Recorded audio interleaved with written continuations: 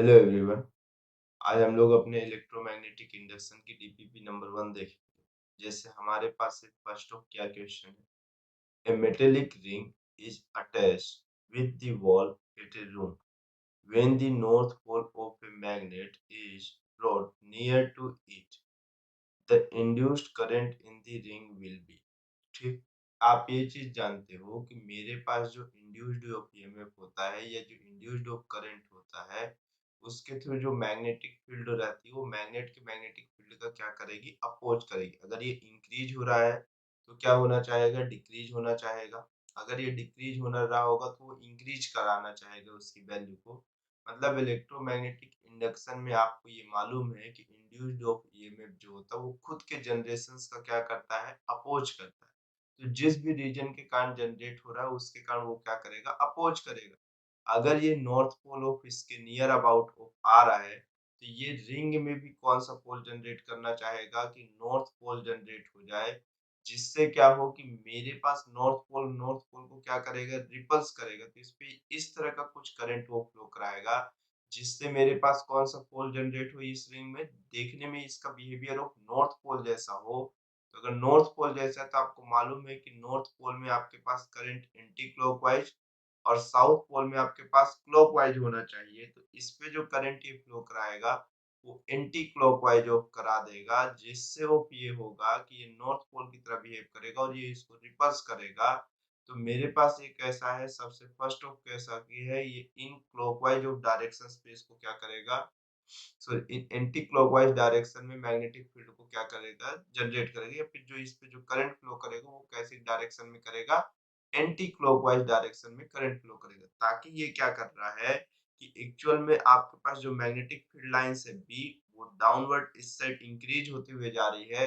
ये अपना जो north pole magnetic field create करेगा, ये कैसा क्रिएट कर देगा, अपवर्ड क्रिएट कर देगा, जिससे इसकी डायरेक्शन के अपोजिट होगा और वो वैल्यूज को कम करेगा। क्योंकि ये जो इंड्यूस्ड ऑफ ईएमएफ है या इंड्यूस्ड ऑफ जो करंट हुआ है इस पे, वो ड्यू टू ऑफ कैसा है, चेंजिंग ऑफ मैग्नेटिक फील्ड के कारण हुआ है। तो जो प्लस की वैल्यू चेंज हो रही है विथ रिस्पेक्ट टू टाइम। मुझे इसमें एरिया कांस्टेंट है, मेरे पास क्या कांस्टेंट है, एरिया कांस्टेंट है, ओमेगा कांस्टेंट है। सिर्फ मेरे पास वेरी जो कर रहा है वो मेरे पास कौन सा है, बी वेरिएबल। ठीक है, तो इसमें जो करंट जनरेट होगा वो कैसा होगा, एंटी क्लॉकवाइज। ठीक, फिर नेक्स्ट क्वेश्चन पे हम लोग चलते हैं। नेक्स्ट क्वेश्चन पे क्या बोल रहा है, एक copper ring is held horizontally and bar magnet is dropped through the ring with its length along the axis of the ring. The acceleration of falling magnet while it is passing through the ring तो equal that due to gravity, less than that due to gravity, अब इसके बाद more than that due to gravity. ठीक, तो एक simple सी भाषा में आप समझने की कोशिश करो कि जब ये नीचे इसको ड्रॉप करेगा तो एक्चुअल में इनिशियल टाइम पे ये किसकी तरह बिहेव करेगा, नॉर्थ पोल की तरह बिहेव करेगा। जब तक ये ग्रेविटी की, ये बोल रहा है कि एक बार मैग्नेट है, इसको ड्रॉप किया गया एक रिंग के पास से और फ्री फॉलिंग रखा गया है जिसमें ग्रेविटेशनल एक्सेलरेशन जी लग रहा है। तो क्या ये फ्री फॉलिंग में एकदम नॉर्मली वो ग्रेविटेशनल एक्सेलरेशन के साथ जाएगा? तो इस क्वेश्चन के हिसाब से देखते हैं कि मेरे पास अगर इसको वर्टिकल डाउन साइड जाना है, मतलब जब फर्स्ट ऑफ स्टेप में नॉर्थ पोल ऑफ इसके नियर अबाउट होगा तो इस साइड कौन सा पोल जनरेट हो जाएगा, नॉर्थ पोल। मतलब एंटी क्लॉकवाइज जाएगा, जो कि मेरे पास मैग्नेटिक फील्ड लाइंस इसकी अगर नॉर्थ पोल से निकलने वाली magnetic field line down side है तो इसको रिपल्स कर रहा होगा। मतलब अगर ये पास में आ रहा है तो इसको ये कैसा भेजना चाहेगा, दूर भेजना चाहेगा। और जब यही मैग्नेट इसको क्रॉस करके इस साइड चला जाएगा तो ये नॉर्थ पोल है और ये कौन सा है, साउथ पोल। तो ये ऐसा बिहेव करेगा कि मेरे पास अब एक्चुअल में मैग्नेटिक फील्ड लाइंस इस साइड जा रही है, धीरे धीरे डिक्रीज होते हुए चली जाएगी क्योंकि धीरे धीरे दूर जा रहा होगा। तो ये क्या करेगा कि नीचे साइड ऑफ कॉइल में इसको अट्रैक्ट करना चाहेगा। मतलब ये हमेशा क्या चाहेगा कि इसके मोशन का अपोज करेगा। तो ये हमेशा less than due two of gravity से कैसा रहेगा, कम रहेगा। ठीक है, तो हमेशा मेरे पास ये कैसा का रहेगा, इसकी वेलोसिटी ऑफ मेरे पास कैसा, इक्वल टू ग्रेविटी भी नहीं होगा, मोर देन भी ग्रेविटी नहीं होगा, हमेशा less than of gravity depend करेगा। ठीक है, और मेरे पास कैसा रिंग पे तो डिपेंड जो करेगा करेगा ही, लेकिन रिंग की साइज से उसकी वेलोसिटी इंक्रीजिंग या डिक्रीजिंग होगा, लेकिन ये हमेशा ग्रेविटेशनल से कैसा होगा, कम होगा। ठीक, चल सेकंड के में option number of second correct है, बी करेक्ट है। फिर नेक्स्ट क्वेश्चन पे चलते हैं हम लोग। नेक्स्ट क्वेश्चन पे हमें क्या बोल रहा है कि इसको थोड़ा इंक्रीज ही कर देता हूँ। नेक्स्ट क्वेश्चन पे बोल रहा है एक copper ring as shown in figure is held horizontal and a bar magnet is dropped through the ring with its length along the axis of the ring. The acceleration of falling magnet while it is passing through the ring is equal to that due to gravity. नहीं, ऐसा क्या है, बोल एक second. The acceleration of the falling magnet while it is passing through the ring. अच्छा, जब ये ring से पास करेगा तब की कंडीशंस पे कैसा होगा, ठीक है। तो देखो, जब ये रिंग के एकदम अंदर साइड पहुंच जाएगा ऐसा, तब इस पे कोई भी अपोजिंग वो फोर्स लग ही नहीं पा रहा होगा, क्योंकि आधा रिंग के अंदर आधा बाहर है। तब की कंडीशंस पे इस पे एकदम फ्री फॉलिंग ऑफ सिर्फ और सिर्फ एक फोर्स लगेगा, और वो होगा ग्रेविटेशनल फोर्स लग रहा होगा। तो इसकी जो ग्रेविटी इक्वल टू ऑफ मेरे पास जो इसका एक्सेलरेशन होगा वो कैसा होगा, इक्वल ड्यू टू ऑफ किसके कारण, ग्रेविटी के कारण। मोर देन भी नहीं होगा, लेस देन भी नहीं होगा। लेकिन जब ये इससे पास ऑन करने की कोशिश इधर और इधर की कंडीशन पे लेस देन ऑफ ग्रेविटी होगा। आप देख चुके हो पिछले क्वेश्चन में, more than due two of gravity तो ये हो ही नहीं सकता। Depends on the diameter of the ring, ये भी नहीं। मेरे पास ऑप्शन जो थर्ड का करेक्ट होगा वो कौन सा होगा, ए होगा। जब ये इसके अंदर से पास कर रहा होगा तब की कंडीशन पे यहाँ पर जो होगा वो इक्वल टू ऑफ ग्रेविटी के लिए होगा, ठीक है। फिर नेक्स्ट क्वेश्चन पे चलते हैं हम लोग। अब जैसे इस क्वेश्चन की बात करें तो इस क्वेश्चन पे हमें क्या बोल रहा है, ए magnet is drop down in infinitely long vertical copper tube से, ठीक है। मतलब क्या हो रहा है कि एक इनफाइनाइटली लॉन्ग कॉपर ट्यूब है इस तरह से, इसके अंदर एक मैग्नेट को क्या किया जा रहा है, ड्रॉप किया, ठीक है। अब क्या बोल रहा है कि देखो, जैसे ये मैग्नेट इसके अंदर ड्रॉप हो तो इसमें एक वेरिएबल मैग्नेटिक फील्ड रहेगा, मतलब धीरे धीरे इसकी वेलोसिटी इंक्रीजिंग या डिक्रीजिंग के फॉर्मेट में जो भी रहे, ठीक है। अब ये जैसे जैसे अंदर जाना स्टार्ट होगा तो इसमें मैग्नेटिक फील्ड में चेंजेस होने के कारण एक इंड्यूस्ड ऑफ ईएमएफ होगा, जो इसमें खुद इसके मोशंस का क्या कर रहा होगा, अपोज कर रहा होगा। तो पहले जैसे जैसे इसकी स्पीड बढ़ रही होगी, मेरे पास मैग्नेट कंटिन्यूअसली इंक्रीजिंग वेलोसिटी के साथ ये नीचे जा रहा होगा, क्योंकि शुरू में इंड्यूस्ड ईएमएफ तो जीरो ही होगा। लेकिन जैसे जैसे वैल्यूएशन बढ़ना स्टार्ट करेगी उसकी भी वैल्यू बढ़ेगी। अब वो धीरे धीरे इसको क्या करना स्टार्ट करेगा, अपोज करना स्टार्ट करेगा। अब जैसे जैसे इसको अपोज करेगा ये नीचे जाते जाएगा और ये इसको अपोजिंग की वैल्यू बढ़ाते जाएगा। लेकिन एक टाइम पे जितना ऑफ एक्सेलरेशन इसका नीचे की डायरेक्शन में ग्रेविटेशनल लग रहा होगा, अपोजिंग ऑफ का भी अमाउंट उतना ही हो जाएगा।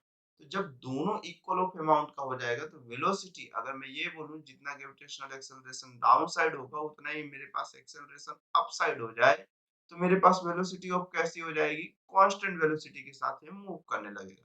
तो मेरे पास पहला ऑप्शन क्या था, magnet move with continuously increasing velocity and ultimately acquire a constant terminal velocity. ठीक, the magnet move with continuously decreasing velocity and ultimately come to rest. नहीं, कांस्टेंट वेलोसिटी को एक्वायर कर लेगा, सॉरी ये जीरो में लिख दिया हूं क्या, कांस्टेंट वेलोसिटी को एक्वायर कर लेगा, रेस्ट पे नहीं आएगा, ठीक है। जैसे वो रेस्ट पे आने लगेगा तो वो फिर से क्या करेगा, जैसे स्पीड डिक्रीज होना स्टार्ट होगी तो स्पीड इंक्रीज करना चाहेगा, क्योंकि वो हमेशा कैसा उसके चेंजेस का अपोज करता है। बस यही चीज है। अगर मान के चलो कहीं पर से मान, ये हम लोग कहते हैं कि पर्टिकुलर किसी कांस्टेंट वेलोसिटी से कम होना स्टार्ट होगा, तो क्या देखेगा कि अच्छा ये वैल्यू ऑफ डिक्रीज हो रही है, जिसके कारण उसमें इंड्यूस्ड ईएमएफ है। तो फिर से उसकी वैल्यू को क्या करना चाहेगा, डिक्रीज करने के बदले इंक्रीज करना स्टार्ट करेगा। तो मतलब वो हमेशा चाहेगा कि कांस्टेंट वेलोसिटी के साथ वो मूव करते रहे, ठीक। तो मेरे पास रेस्ट पे तो नहीं आएगा।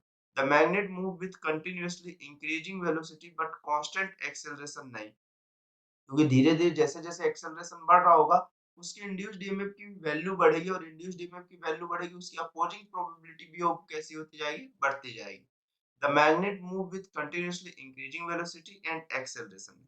सिर्फ यही चीज है ऑप्शन नंबर ऑफ ए में, पहले ऑफ वो मेरे पास एक वेलोसिटी इंक्रीज करेगा, और धीरे-धीरे उसके बाद क्या होना स्टार्ट करेगा, वो किसी वेलोसिटी को एक्वायर करेगा, तो जितना एक्सेलरेशन है उसी के इक्वल और अपोजिट ऑफ एक एक्सेलरेशन जनरेट हो जाएगा, जो कि क्या करेगा, उसको कांस्टेंट वेलोसिटी से ले जाएगा। देखो जैसे मैं ये कहा फॉर एग्जांपल कि मेरे पास मैग्नेट अभी नीचे आ रहा है, किससे, ए एक्सेलरेशन से, वेलोसिटी ऑफ भी नीचे साइड है, तो अभी एक्सेलरेशन और वेलोसिटी की डायरेक्शन जब तक सेम है, मेरे पास वेलोसिटी इंक्रीज करेगा। अब धीरे धीरे ये क्या करेगा, अपोज करना स्टार्ट करेगा, तो फोर्स इसके अपोजिट डायरेक्शन में लगाएगा। अभी ये मैग्नीट्यूड इसकी वैल्यू को जीरो भी नहीं किया और ना ये किया कि इसको डिक्रीज करना स्टार्ट करेगा, सिर्फ ये इसका अपोज करेगा और धीरे धीरे ये एक्सेलरेशन की वैल्यू इसके इक्वल हो जाएगी, तो जीरो हो जाएगा। अब ये जीरो हो जाएगा तो कौन सी वेलोसिटी से मूव करेगा, कांस्टेंट वेलोसिटी से। अब जैसे ये रिलेटिव एक्सेलरेशन जीरो हो गया, तो अगर एज्यूम करो कि ज्यादा एक्सेलरेशन ऊपर साइड लगाएगा, तो इसकी वेलोसिटी क्या होना स्टार्ट करेगी, डिक्रीज। अब बट ये इसके मोशन का अपोज करेगा। अब जैसे ये जानेगा कि डिक्रीजिंग ऑफ वेलोसिटी के कारण मेरे पास इंड्यूस्ड ईएमएफ है, तो वापस ये इसी डायरेक्शन में होगा। ये मतलब हमेशा एक कांस्टेंट वेलोसिटी उसकी क्या करके रखेगा, मेंटेन करके रखेगा। ठीक है, तो फोर्थ का जो ऑप्शन करेक्ट होगा वो कौन सा हो जाएगा, ए। फिर नेक्स्ट पे चलते हैं। अब जैसे इस क्वेश्चन की हम लोग बात करें, तो इस क्वेश्चन में हमें क्या बोल रहा है, an electron move along the line A B which lie in the same plane as circular loop of conducting wire as shown in the diagram. What will be the direction of current induced if any in the loop? ठीक, तो question में ये बोल रहा है कि एक electron जैसा है मेरे पास मूव कर रहा है इस लाइन ए बी के अक्रॉस, विच लाई इन दी, दोनों ये सेम प्लेन पे लाई कर रहे हैं, और circular loop of conducting wire है ये जो मुझे रिप्रेजेंट हो रहा है। ठीक, अब क्वेश्चन में क्या पूछा है कि what will be the direction of current induced if any in the loop, मतलब मेरे पास किस डायरेक्शन में इस लूप में करंट इंड्यूस्ड होगा ये बताना। देखो सबसे पहली वो बात कि अगर मैं ए से बी के डायरेक्शंस पे जा रहा हूँ, तो करंट जो मुझे जनरेट होगा वो करंट कुछ इस डायरेक्शन में जाता हुआ दिखेगा। ठीक है, अब करंट अगर मुझे इस डायरेक्शन पे जाता हुआ दिखेगा, तो करंट इस डायरेक्शन पे जाता हुआ दिखेगा। ठीक, अब करंट अगर इधर जाएगा तो सबसे पहले इलेक्ट्रॉन जब इस साइड जा रहा होगा तो करंट इस डायरेक्शन पे जा रहा होगा, तो धीरे धीरे करंट इसके पास में आ रहा होगा लूप के, तो जैसे जैसे पास में आ रहा होगा तो फर्स्ट स्टेप में ये इंक्रीज हो रहा होगा, तो मेरे पास फर्स्ट ऑफ हाफ में जब इंक्रीज हो रहा होगा, तो वो उसके मोशंस का कैसा करेगा, अपोज करेगा, और लास्ट ऑफ स्टेप में जैसे इसके मिड सेक्शन के आगे इलेक्ट्रॉन जाएगा, मतलब इस साइड इलेक्ट्रॉन जाएगा, तो करंट इस साइड पास करेगा, तो अब करंट धीरे धीरे इससे दूर जाना स्टार्ट होगा, तो मैग्नेटिक फील्ड की वैल्यू कम होना स्टार्ट होगी। मतलब मेरे पास कैसा है, पहले वो मेरे पास इसमें करंट की वैल्यू इंक्रीज होगी, फिर कैसी होगी, डिक्रीज होगी। जब ये पास आएगा तो उसका अपोज करेगा, और जब ये दूर जाना स्टार्ट करेगा तो उसका सपोर्ट करेगा। तो the current will change direction as the electron passes, जिस हिसाब से इलेक्ट्रॉन पास होगा उस हिसाब से करंट की डायरेक्शन चेंज होगी। No current will be induce, ऐसा तो हो नहीं सकता क्योंकि फ्लक्स में चेंजेस हो रहा है, और फ्लक्स में चेंजेस किसके कारण हो रहा है, due to current of motions के कारण। ठीक, और दूसरे स्टेप में कैसा है, the current will be clockwise, नहीं क्योंकि क्लॉकवाइज के लिए एटलीस्ट ऑफ मेरे पास कांस्टेंट करंट ऑफ फ्लो करना चाहिए, और इसमें से क्या बोला, एन इलेक्ट्रॉन, मतलब जस्ट कुछ अमाउंट ऑफ इलेक्ट्रॉन कैसा हुआ है, पास किया है। अब the current will be anticlockwise, ये भी नहीं हो सकता, बस ये एक इलेक्ट्रॉन ऑफ पास होने के कारण मेरे पास सिर्फ कोई एक डायरेक्शन, मेरे पास एक हाफ में अलग डायरेक्शन और नेक्स्ट हाफ में अलग डायरेक्शन। ठीक है, तो फिर इसके बाद नेक्स्ट क्वेश्चन पे चलते हैं हम लोग। तो नेक्स्ट क्वेश्चन पे हमें क्या बोल रहा है इसके बाद कि the current flowing in two के कोएक्सियल कॉइल, ठीक, in the same direction on increasing the distance between the two the electric current will be। देखिए क्वेश्चन में ऐसा बोल रहा है कि दो कॉइल है सर्कुलर, करंट इनमें फ्लो कर रहा है। ठीक है, इस तरह से सेम डायरेक्शन में करंट फ्लो कर रहा है। ठीक है, तो अगर मेरे पास ये बोल रहा है, तो मेरे पास अगर इनके डिस्टेंस को मैं धीरे धीरे क्या करना स्टार्ट करूं, इंक्रीज करना स्टार्ट करूं। अब अगर मैं जैसे जैसे इनके डिस्टेंस को इंक्रीज करूंगा, तो मैग्नेटिक फील्ड की वैल्यू क्या होना स्टार्ट होगी, डिक्रीज होना स्टार्ट होगी। अब मैग्नेटिक फील्ड डिक्रीज होना चाहेगा, तो जो इसमें इंड्यूस्ड करंट होगा वो उसका क्या करेगा, सपोर्ट करेगा। तो देखिए अगर मैं ये कह रहा हूं कि मेरे पास दोनों में एंटी क्लॉकवाइज हो रहा है, कैसा हो रहा है, तो एंटी क्लॉकवाइज, तो इसमें मैग्नेटिक फील्ड की डायरेक्शन किस साइड डिक्रीज होगी, इस साइड रहेगी। ये मेरे पास फर्स्ट ऑफ कॉइल के कारण ये मैग्नेटिक फील्ड इधर होगा।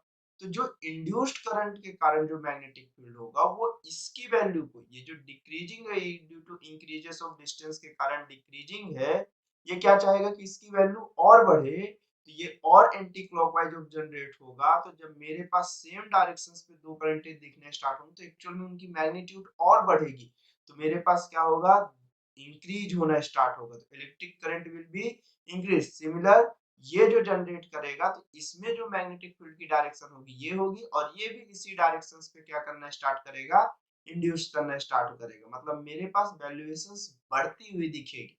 ठीक, तो 6 का जो ऑप्शन होगा वो कौन सा होगा, ए करेक्ट होगा। फिर नेक्स्ट क्वेश्चन पे चलते हैं हम लोग। तो नेक्स्ट क्वेश्चन में हमें क्या है, a metallic ring connected to a rod oscillate freely like a pendulum if now a magnetic field is applied in horizontal direction so that the pendulum now swing through the field, the pendulum will be। Question में ऐसा बोल रहा है कि एक pendulum इस तरह से कुछ था, ये पेंडुलम है, एक स्ट्रिंग के थ्रू कनेक्टेड है और ये रिंग है इस तरह से। ठीक है, अब ये पहले ऐसे नॉर्मली ओसिलेट होता हुआ चला जाता है। ठीक, but due two of presence external magnetic field, जब ये यहाँ पे आएगा तो पेंडुलम में एक्चुअल में होता क्या है, कभी भी आपको पेंडुलम मिलता है तो उसमें हमेशा acceleration towards of mean position होता है। ठीक है, जिसके कारण वो बार बार यहाँ पे आना चाहता है, लेकिन जब ये इसके अंदर जाएगा तो इसकी वेलोसिटी को ये चेंज करना चाहेगा, तो जब ये आगे जा रहा होगा तब ये एक्सेलरेशन इधर लगाएगा, और जब ये रिटर्न इस साइड भी वेलोसिटी से जाएगा तो वो रोकना चाहेगा उसको अपोजिट डायरेक्शंस पे। तो ये चाहे जो हो जाए ये बार बार उसकी वेलोसिटी को डिक्रीज करना चाहेगा, और हो सकता है धीरे धीरे वो उसकी मेरे पास कैसे एम्पलीट्यूड को डिक्रीज करते करते एक टाइम पर रोक ले। लेकिन ये चीज है कि ओसिलेटिंग वो ऑल टाइम पीरियड पे तो नहीं हो सकता, keep oscillating with smaller time पर भी नहीं होगा, ओसिलेट नहीं करेगा, वो रुकेगा ही रुकेगा। तो ऑप्शन नंबर 7 का कौन सा हो जाएगा, डी हो जाएगा। ठीक, चलिए फिर नेक्स्ट क्वेश्चन देखते हैं हम लोग। नेक्स्ट क्वेश्चन हमें क्या बोल रहा है कि an aluminium ring B faces an electromagnet A. ठीक है, the current I through A can be alternate. ठीक, तो मेरे पास क्या बोल रहा है कि एक एल्युमिनियम रिंग है जो बी है, कैसा, इलेक्ट्रोमैग्नेट के ऐसे पास में रखी, the current I through A can be alternate, मतलब ए की मतलब किस तरह से बिहेव करेगा मुझे ये बस बताना है।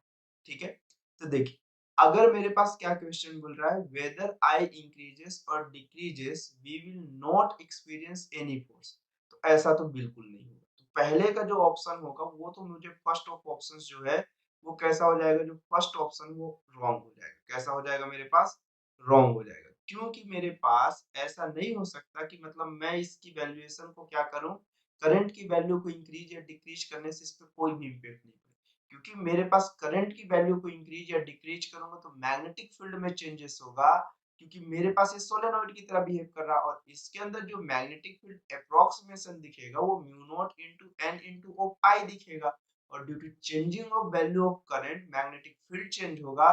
तो ये एक क्लोज लूप के अंदर अगर मैग्नेटिक फील्ड की वैल्यू चेंज होती है तो उसके अंदर इंड्यूस्ड ईएमएफ होता है, और इंड्यूस्ड ईएमएफ उसके अंदर चेंजिंग ऑफ फ्लक्स का क्या कर रहा होता है, अपोज करेगा, और वो अपोज करेगा तो अगर ये नॉर्थ पोल है तो ये नॉर्थ पोल की तरह अगर इंक्रीजिंग में है तो, और साउथ पोल है तो साउथ पोल की तरह बिहेव करेगा। ठीक है, तो अभी इसके हिसाब से हम लोग देखना स्टार्ट करते हैं। तो मेरे पास क्या बोल रहा है, आई डिक्रीज ए विल रिपल, नहीं, अगर आई की वैल्यू डिक्रीज हो रहा है मतलब मैग्नेटिक फील्ड ऑफ क्या कर रहा है, डिक्रीज हो रहा है, तो उसको सपोर्ट करना चाहेगा।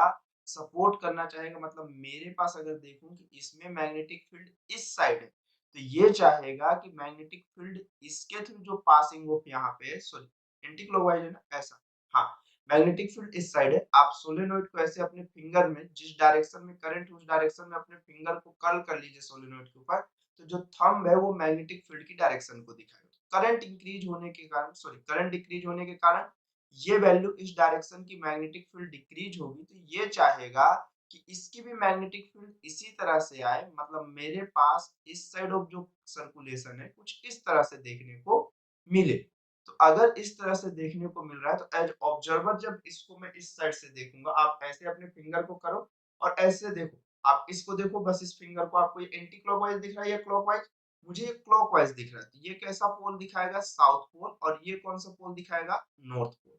तो अगर आपके पास ये है तो एज अ कॉइल ऐसे पकड़ने पे ये सोलेनोइड का बिहेवियर फर्स्ट ऑफ क्वेश्चन के हिसाब से ये साउथ पोल होगा, ये नॉर्थ पोल होगा, तब तो मैग्नेटिक फील्ड लाइन ऐसे निकलेगी। और ये कॉइल पे जो इंड्यूस्ड ईएमएफ के कारण जो पोल जनरेट हो रहा है, तो ये साउथ हो रहा है और ये कौन सा हो रहा है? नॉर्थ हो रहा है। मतलब ये दोनों एक दूसरे को अट्रैक्ट करेंगे, मतलब ऑप्शन नंबर बी भी कैसा हो जाएगा? गलत हो जाएगा। अब क्या बोल रहा है? आई की वैल्यू को इंक्रीज करने पे बी की वैल्यू अट्रैक्ट होगी, तो नहीं। अब देखिए, अब अगर मैं इस क्वेश्चन के अगले फॉर्मेट में जाऊं तो देखो मेरे पास सोलेनोइड तो फिक्स है भाई, सोलेनोइड की वैल्यू फिक्स है, बट मुझे जो चेंज होगा बार बार वो चेंजेस सिर्फ एक चीज में देखने को मिलेगा और वो इसमें इंड्यूस्ड ईएमएफ में। अब बी की वैल्यू क्या हो रही है मेरे पास? इंक्रीज हो रही है। ये बी की वैल्यू अगर इंक्रीज हो रही है तो इसमें जो इंड्यूस्ड ईएमएफ है वो उसके अपोजिट डायरेक्शन में जनरेट करेगा, मतलब कुछ इस तरह से, ऐसे। तो आप कॉइल में, तो अब जो मेरे पास मैग्नेटिक फील्ड इसके थ्रू दिखेगा वो इस डायरेक्शन में दिखेगा, इंड्यूस्ड मैग्नेटिक फील्ड।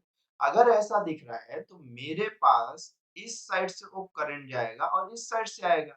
तो अगर मैं एज अ ऑब्जर्वर इस साइड से देख रहा हूँ तो आप देखो ये आपको कौन सा पोल दिखना स्टार्ट हो जाएगा, आप देख लो। अब मेरे पास इस साइड अगर ऐसा है तो मेरे पास इस साइड ऑफ इस तरह का दिख रहा होगा, आपके पास ये एंटी क्लॉकवाइज दिखेगा, और एंटी क्लॉकवाइज दिखेगा तो ये नॉर्थ पोल हो जाएगा और ये कौन सा हो जाएगा? साउथ पोल हो जाएगा। तो मतलब मैं अगर आई की वैल्यू को इंक्रीज कर रहा हूँ तो बी को क्या करना स्टार्ट करेगा? रिपल करना स्टार्ट करेगा। और अगर मैं ए की वैल्यू को इंक्रीज कर रहा हूँ तो बस हो गया, यही ऑप्शन है, ऑप्शन नंबर डी है जो अभी हम लोग कंसीडर किए थे। ठीक है, तो 8 का जो ऑप्शन करेक्ट है वो ऑप्शन कौन सा हो गया है? डी ऑप्शन करेक्ट हो गया। ठीक, फिर नेक्स्ट क्वेश्चन पे हम लोग चलते हैं। नेक्स्ट क्वेश्चन पे हमें क्या बोल रहा है? एक current carrying solenoid is approaching a conducting loop as shown in figure, the direction of induced current as observer by an observe on the other side of the loop. अब मेरा observer इस साइड खड़ा है। अब देखो, अगर आपको solenoid में मेरे पास करंट मैग्नेटिक फील्ड की डायरेक्शन देखना है तो एक सिंपल सा फॉर्मेट, आप अपने फिंगर को करंट की डायरेक्शन में कर्ल कर लो, जो थंब की डायरेक्शन बताएगी ऐसे आप फिंगर की डायरेक्शन में कैसा करंट कर लो, मतलब करंट की डायरेक्शन फिंगर कर लो, जो थंब होगा वो हमेशा मैग्नेटिक फील्ड की डायरेक्शन को बताए। आप नीचे से ऐसे फिंगर कर्ल करो, ये आपको डायरेक्शन है, ये मैग्नेटिक फील्ड की डायरेक्शन हो जाएगी। तो मेरे पास अगर मैग्नेटिक फील्ड की डायरेक्शन मतलब ये साउथ है, ये नॉर्थ है, इस डायरेक्शन में मैग्नेटिक फील्ड। ठीक, अब ये कंडीशंस पे ये ऐसा, अब इसकी वेलोसिटी इस साइड बढ़ रही है, तो एक ऑब्जर्वर इस साइड है तो मैग्नेटिक फील्ड की वैल्यू इस साइड क्या हो रही है? इंक्रीज हो रही है। तो ये चाहेगा कि मेरे पास अगर मैग्नेटिक फील्ड की वैल्यू इंक्रीज हो रही है तो इसको अपोज करना चाहेगा, मतलब इस साइड ये नॉर्थ पोल की तरह बिहेव करेगा और इस साइड कैसा? साउथ पोल, तब तो रिपल्स करेगा तो इसकी वेलोसिटी डिक्रीज होना स्टार्ट होगी। मतलब साउथ पोल, मतलब एक साइड से इसको कैसा ये दिखेगा, इस साइड से ऑब्जर्वर को क्लॉकवाइज दिखना स्टार्ट होगा। तो नाइन्थ का जो ऑप्शन करेक्ट हो जाएगा वो कौन सा हो जाएगा? बी करेक्ट हो जाएगा। फिर नेक्स्ट क्वेश्चन पे चलते हैं। अब जैसे इस क्वेश्चन के लिए हम देखें तो इस क्वेश्चन में हमें क्या बोल रहा है?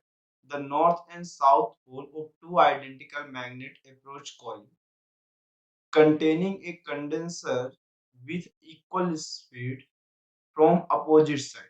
ठीक, मेरे पास तब कैसा दिखेगा मुझे ये बताना है। ठीक है, तो एक्चुअल में अगर नॉर्थ पोल आ रहा है इसमें और एक साइड से साउथ पोल आ रहा है, तो एक्चुअल में ये दोनों पास में आ रहे हैं, मतलब दोनों के कारण मैग्नेटिक फील्ड की वैल्यू बढ़ रही होगी और सेम ऑफ पोलरिटीज के हैं। तो मेरे पास धीरे धीरे मैग्नेटिक फील्ड लाइंस का कटिंग ऑफ अमाउंट बढ़ना स्टार्ट होगा, तो ये बिहेव करेगा नॉर्थ पोल साइड और ये कौन सा बिहेव करेगा?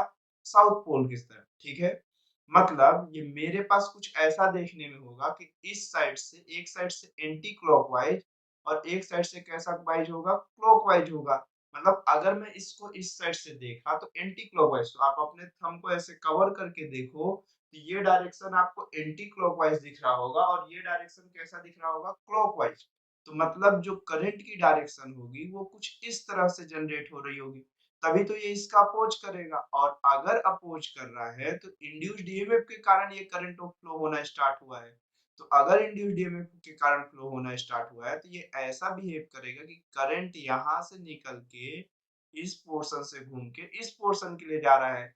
मतलब सेकेंड ऑफ प्लेट जो होगा वो पॉजिटिव होगा और फर्स्ट ऑफ प्लेट जो होगा वो कैसा होगा, निगेटिव होगा। करंट हमेशा हायर पोटेंशियल से निकल के लोअर ऑफ पोटेंशियल की डायरेक्शन में जाता है। तो ऑप्शन नंबर ऑफ कौन सा करेक्ट हो जाएगा, मेरे पास फर्स्ट करेक्ट हो जाएगा, ये पॉजिटिव और ये कौन सा, निगेटिव। ठीक है, तो मेरे पास इंड्यूस्ड ईएमएफ उसी के कारण हो रहा है। तो फिर नेक्स्ट क्वेश्चन पे हम चलते हैं। तो नेक्स्ट क्वेश्चन पे हमें क्या बोल रहा है कि the graph show the variation in magnetic flux with time through a coil which of the statement give below is not correct. मतलब ये सभी में से कौन सा स्टेटमेंट करेक्ट नहीं है ये मुझे बताना है। इसमें से फर्स्ट ऑफ क्या बोल रहा है, there is change in direction as well as magnitude of the induced EMF between point B and D. तो देखिए पॉइंट ऑफ बी और पॉइंट ऑफ डी में अगर आप देखें तो एक पॉइंट पे फ्लक्स अपसाइड जा रहा था, अचानक से फ्लक्स की डायरेक्शन चेंज हो जाने से इंड्यूस्ड ईएमएफ की भी डायरेक्शन क्या हो जाएगी, चेंज हो जाएगी। तो ऑप्शन ए कैसा है, करेक्ट है। नेक्स्ट क्वेश्चन क्या बोल रहा है, the magnitude of the induced EMF is maximum between B and C. तो आप जानते हो कि जितना ज्यादा फ्लक्स में चेंजेस होगा विथ रिस्पेक्ट टू टाइम उतना ही ज्यादा इंड्यूस्ड ऑफ ईएमएफ की वैल्यू होगी।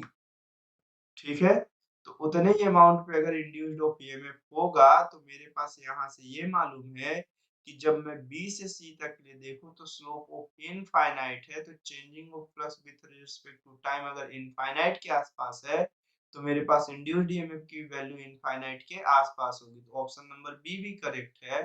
और लास्ट ऑफ ऑप्शंस क्या कहता है, there is change in direction as well as magnitude of induced EMF between A and सी।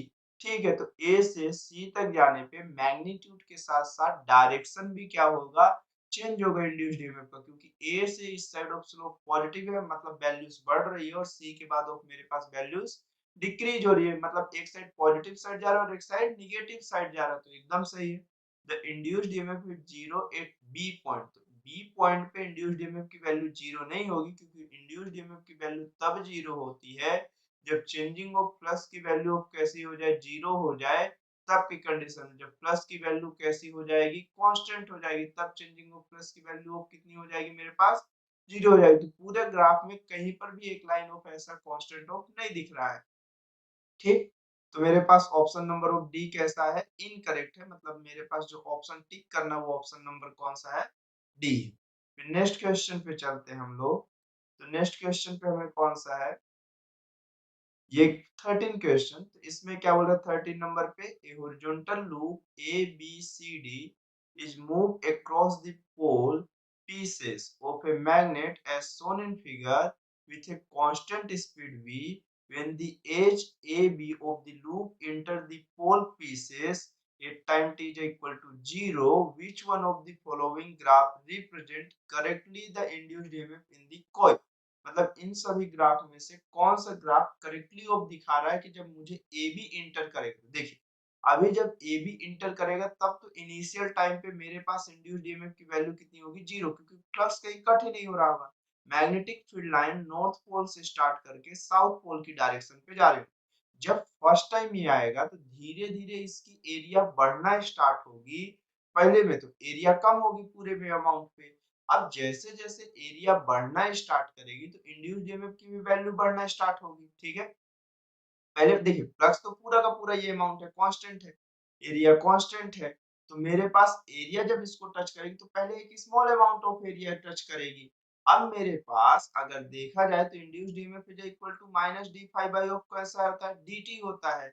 और मेरे पास जो सबसे फर्स्ट ऑफ फॉर्मेट में है, तो अब देखिए B dot of A dot of आप लिखोगे, कॉस थीटा मतलब परपेंडिकुलर ही एरिया के होना है, उससे कोई दिक्कत की बात हमें नहीं है। ठीक है, हाँ ये जरूर है कि पहले ऑफ स्टेप में इसमें मेरे पास कैसा है, प्लस की मैग्नेटिक फील्ड लाइंस की डायरेक्शन नीचे साइड है, तो मैग्नेटिक फील्ड की वैल्यू बढ़ेगी तो इंड्यूस्ड ईएमएफ उसके अपोजिट डायरेक्शन में होगा।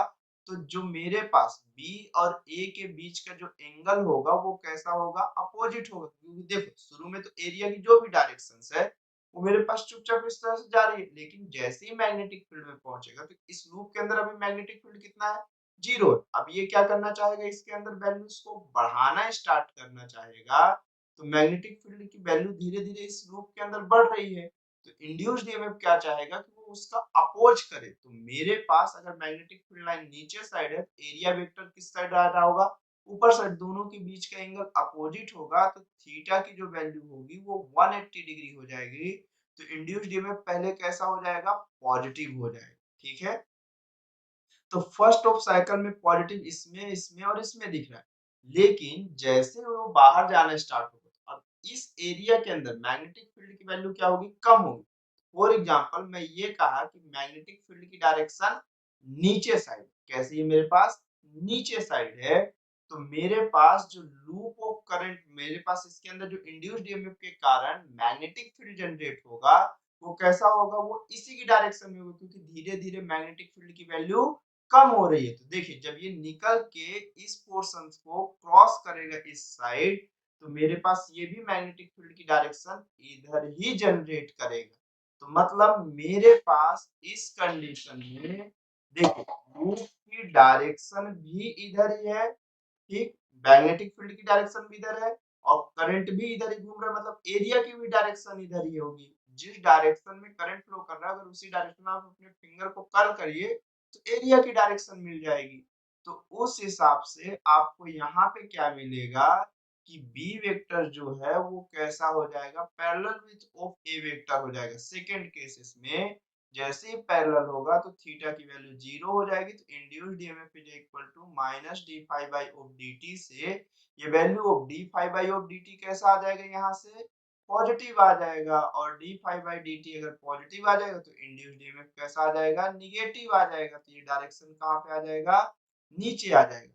बट हाँ, कुछ टाइम के लिए पूरी की पूरी ऑफ एरिया के ये कहाँ पर होगा, पूरी की पूरी एरिया ये दोनों मैग्नेटिक फील्ड के बीच में होगा, तो वहां पर हल्का सा जीरो अमाउंट मिलेगा। तो ऑप्शन नंबर कौन सा करेक्ट हो जाएगा, डी करेक्ट हो जाएगा। ठीक, और उसी तरह से फर्स्ट ऑफ स्टेप के लिए भी मैं बता देता हूँ, एंटी पैरेलल के लिए। तो देखिए जैसे ये है, आप कंसीडर करो कि मैग्नेटिक फील्ड इधर है, अब लूप अंदर जा रहा है, तो इसके अंदर मेरे पास इस एरिया के अंदर मैग्नेटिक फील्ड बढ़ना स्टार्ट, कंफर्म। अगर एरिया में मेरे पास इसी डायरेक्शन में मैग्नेटिक फील्ड है और लूप अंदर जा रहा है, मतलब वो ए बी सी डी अंदर जा रहा है मैग्नेटिक फील्ड के, तो मैग्नेटिक फील्ड बढ़ रहा होगा। अब अगर मैग्नेटिक फील्ड बढ़ रहा है तो आप जानते हो कि जो इंड्यूस्ड ईएमएफ होता है उसके कारण जो करंट फ्लो करता है, वो जिसके कारण जनरेट हो रहा है उसी के कारण क्या कर रहा है, अपोज। अब जनरेट किसके कारण हो रहा है, मैग्नेटिक फील्ड के इंक्रीज होने के कारण, तो क्या करेगा, अपोज करेगा। वो क्या करेगा, उसके अपोजिट डायरेक्शन में मैग्नेटिक फील्ड दिखेगा। तो आपको मैग्नेटिक इंडक्शन में आपने पढ़ा राइट हैंड थंब रूल से कि आपके अगर फिंगर को आप कर्ल कर लो तो थंब किसकी डायरेक्शन बताएगा, मैग्नेटिक फील्ड। ये करंट की डायरेक्शन में कर्ल किया, ये डायरेक्शन ऑफ किसकी हो गई, मेरे पास मैग्नेटिक फील्ड। और मेरे पास जब ये मैग्नेटिक फील्ड हो गया तो ये करंट की डायरेक्शन को जब मैं कर्ल किया तो ये इस लूप का एरिया बता देगा। ठीक, तो ये मेरे पास एक्सटर्नल मैग्नेटिक फील्ड और लूप की जो एरिया है, ये दोनों एक दूसरे के एंटी पैरेलल, जिसके कारण इंड्यूस्ड ईएमएफ हमारे पास कैसा मिला, पॉजिटिव मिला। तो ऑप्शन कौन सा करेक्ट हो गया, 13 का डी करेक्ट हो गया। ठीक, फिर नेक्स्ट क्वेश्चन पे हम चलते हैं। तो नेक्स्ट क्वेश्चन पे हमें क्या बोल रहा है कि देखिए टू सर्किट कॉइल है, एक ए है एक बी है, are facing each other as shown in figure, the current I through A can be alternate. ठीक है, मेरे पास जो ए है से कॉइल से करंट जो है वो धीरे धीरे इंक्रीज होना स्टार्ट।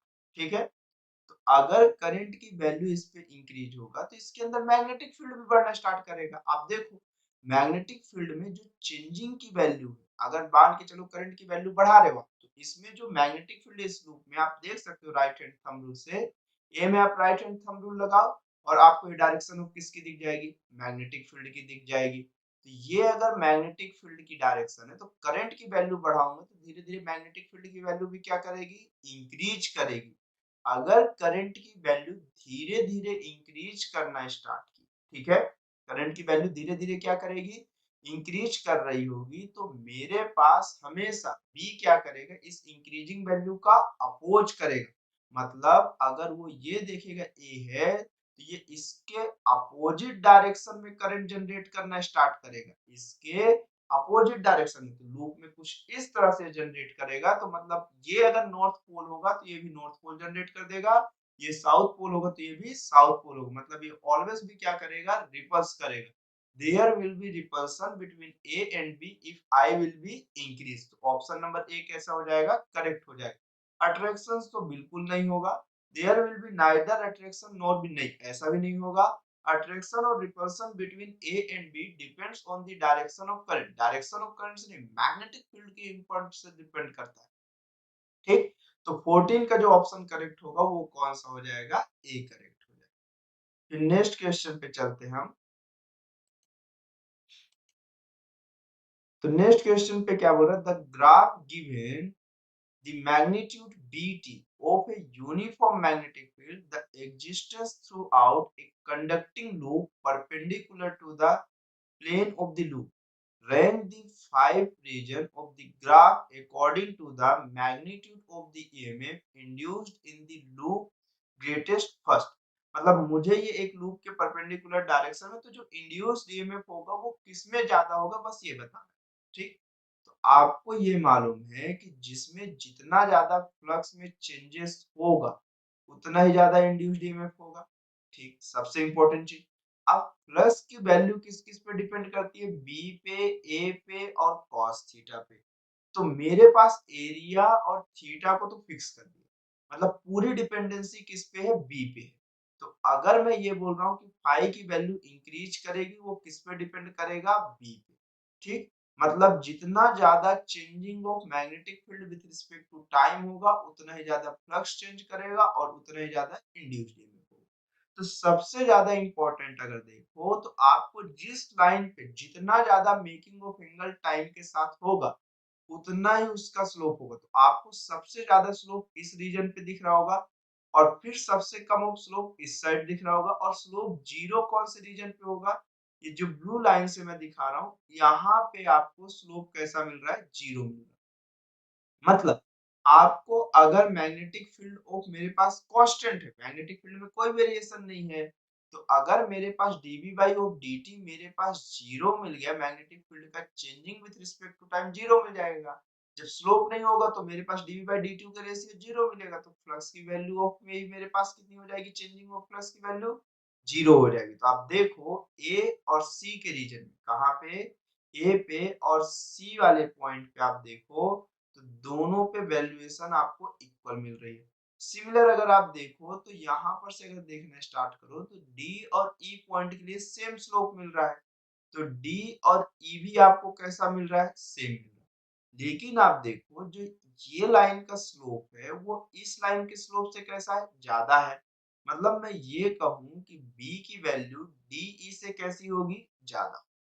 और तो और AC की फ्लक्स ऑफ जीरो, ये चाहे निगेटिव ही क्यों ना हो, एक्चुअल में मेरे पास मैग्नेटिक फील्ड की वैल्यू डिक्रीज हो रही है। ठीक है, जो भी अमाउंट होगा DE की वैल्यू की कैसा इक्वल है। अब अगर मैं लास्ट ऑफ स्टेप पे देखूं तो DE की जो वैल्यू वो इक्वल है। ठीक, अब अगले स्टेप पे अगर देखूं तो DE में भी तो मैग्नेटिक फील्ड की वैल्यू चेंज हो रही है और यहाँ तो पूरा का पूरा इंड्यूस्ड ईएमएफ भी कितना है, जीरो है। मतलब मेरे पास जो सबसे ज्यादा वैल्यू होगी वो बी की होगी और डी और ई की वैल्यू इक्वल होगी, बट बी से लेस देन होगी, और एसी इक्वल होगा, जीरो के आसपास होगा, लेकिन ये वैल्यू कैसी होगी, मेरे पास लगभग लगभग कम होगी। तो जो ऑप्शन करेक्ट हो जाएगा वो ऑप्शन नंबर कौन सा करेक्ट हो जाएगा, बी करेक्ट हो जाएगा। ठीक है, तो आप ये देख सकते हो कि मेरे पास स्लोप की बस बात किया हुआ है। तो मेरे पास अगर यहाँ पे है E इज इक्वल टू, आप लिख सकते हो dv D five by of कितना लिखते हो आप, dt।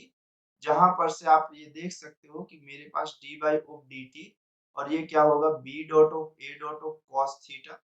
और अगर परपेंडिकुलर होगा या एंटी पैरेलल होगा तो उसमें से ये दोनों हटा ही होगा। मुझे सिर्फ और सिर्फ किस बात पर डिपेंड करेगा, dv बाई ऑफ dt। ठीक है, तो यहाँ से हमें मालूम पड़ा कि ऑप्शन नंबर कौन सा करेक्ट होगा, 15 का बी होगा। तो आई होप आपको यहाँ तक समझ में आया होगा। Thanks for watching.